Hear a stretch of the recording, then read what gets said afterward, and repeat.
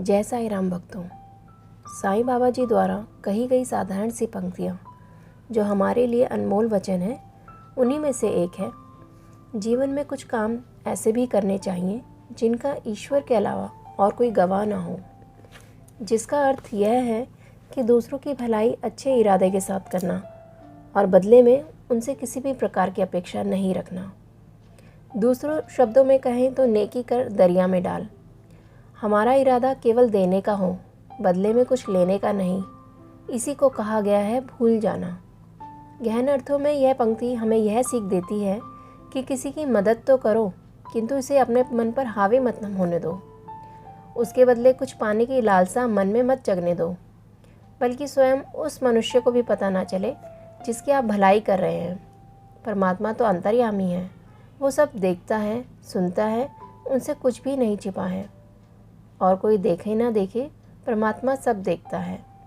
कुछ कार्य किसी को दिखाने के लिए नहीं, बल्कि अपनी मन की शांति के लिए भी करने चाहिए। अधिकतर लोग भलाई तो करते हैं, लेकिन ऐसा करने के पीछे उनका कोई ना कोई स्वार्थ छिपा होता है।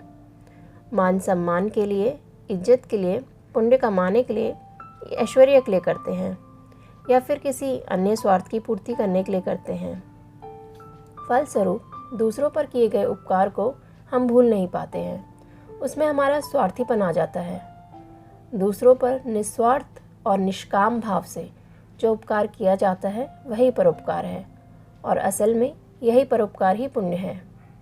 ऐसे कर्म ही हमें जन्म और मरण के बंधन से मुक्त करते हैं।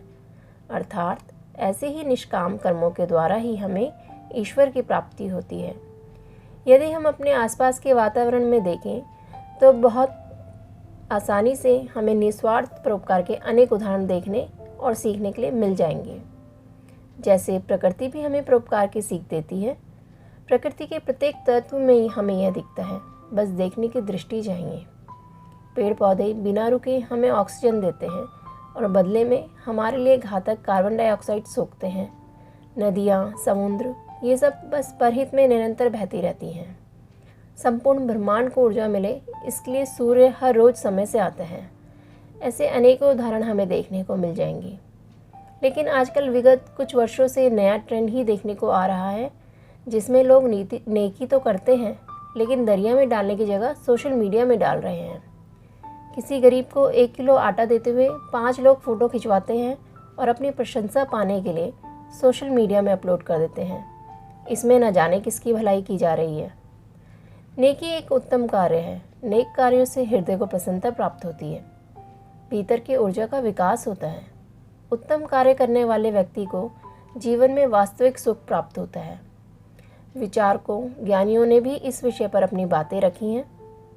हमारे ऋषियों का भी यही कहना है कि यदि दुश्मन को दोस्त बनाना चाहते हैं तो अपकार का जवाब उपकार से दें।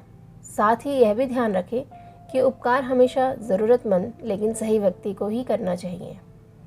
जय साईं राम।